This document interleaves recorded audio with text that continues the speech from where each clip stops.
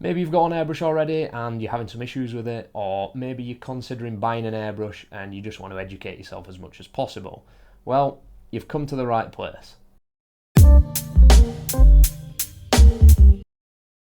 When you first get an airbrush, one of the most important things that you can learn how to do is to mix your paints correctly to run through a brush. And what I mean by that is getting the right consistency, because if they're too thick, you're going to end up with paint spattering or the paint just not coming through the brush at all. And if they're too thin, you're going to end up with spider webbing, and it's going to be like shooting water at your miniatures. So if you don't learn this fundamental skill in the beginning on how to mix your paints correctly, it's going to come and bite you in the ass at some point. Now, of course, there are other factors that you can take in if you're coming up with faults on your airbrush, but typically, if you can nail down getting the consistency of your paint correct, you're going to save yourself a lot of hassle. When you look on YouTube or you go on some of the guides that we have access to these days, and you ask, what should my paints look like? How should I be thinning them? You're often going to get the same answer, which is, oh, you need to thin your paints to be the consistency of milk. Well, what are we talking about? Full fat? Skimmed? Semi-skimmed? You don't need to go down your local shop and buy a 4 pinter of milk and try and replicate what the consistency of that is. There is a much easier way to do this, and it's a method that I've been using for a while now. Before using this method, I did have issues with consistently thinning my paints, but since doing this, it's been an absolute game changer, and I find it so much easier to do. Before we jump in, I'm just going to do a little run through the equipment that you're going to need if you're following along. I'm presuming that you've got an airbrush and that's why you're here, so you are going to need one of those. You're going to need some paint. I'm using an AK paint, but this is going to work for any brand of paint. You may just have to adjust the amount of thinner that we're going to use, which leads on to you're going to need some thinner. I'm using a Vallejo thinner, but you can use any brand that you want. One tip that I will give you is, if you've got a big bottle of thinner like this, I like to transfer some into a dropper bottle, because I think you can just be much more precise with a dropper bottle. The nozzle that's on these can be a bit awkward to use sometimes, so consider doing that if you haven't. And then lastly, we're going to come to the star of the show, which is the plastic shot glass. This is what we're going to be mixing our paint in, and this is basically what makes the method as easy as it can be.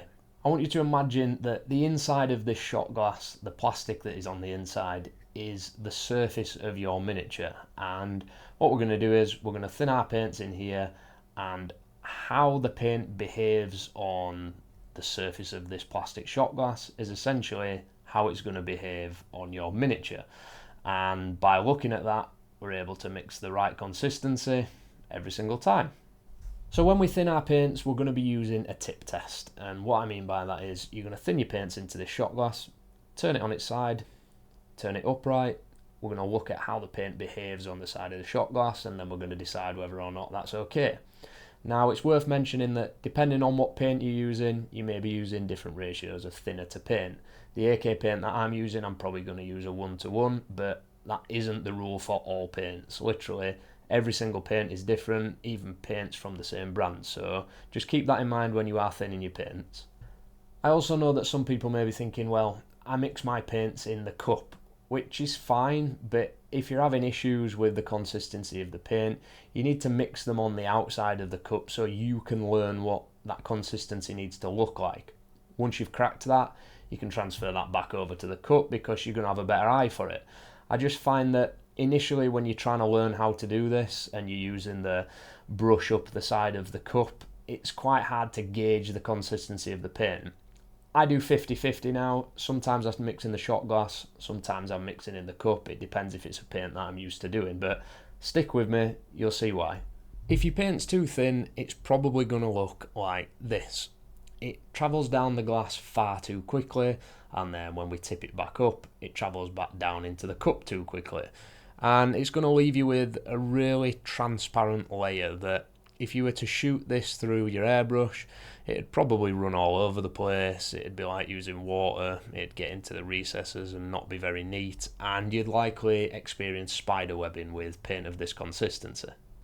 This, on the other hand, is paint that is still way too thick. and you can tell because it takes far too long to travel down the shot glass, and then when we tip it back up it just takes too long to travel back down, and it starts drying before it actually gets to the bottom. If you somehow manage to get this through your airbrush, you'd likely get a lot of paint spattering on the miniature, and the finish just wouldn't be nice at all. I'm now going to show you what your paint should look like in order to get the best results from your airbrush. I did mention earlier that AK paints I sometimes mix 1-to-1, but you're going to do whatever works for you. So I add the paint and the thinner into the shot glass, and I mix it using a silicone shaper.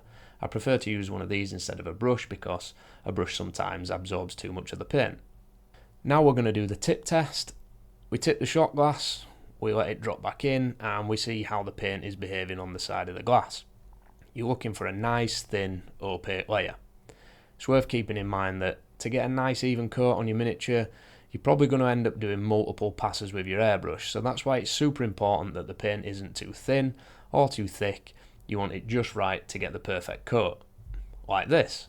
Once you're happy with what your paint's looking like, you think you've got the consistency there, it's always a good idea to test your paint through your airbrush on a piece of paper or a test miniature or the back of your hand, and that way you're just making sure that the consistency is right and you're not going to spray it onto a model and then regret what you've just done.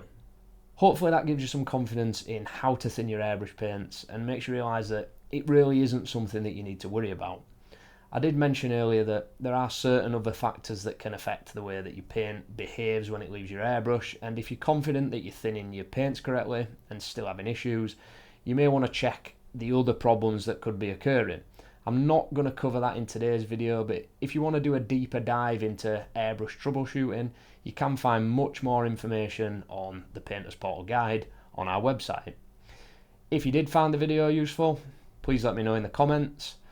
Hit the like button, subscribe, it's free and it's the best way to support us. You can also follow us on the rest of our socials, but for now, I'll catch you in the next one.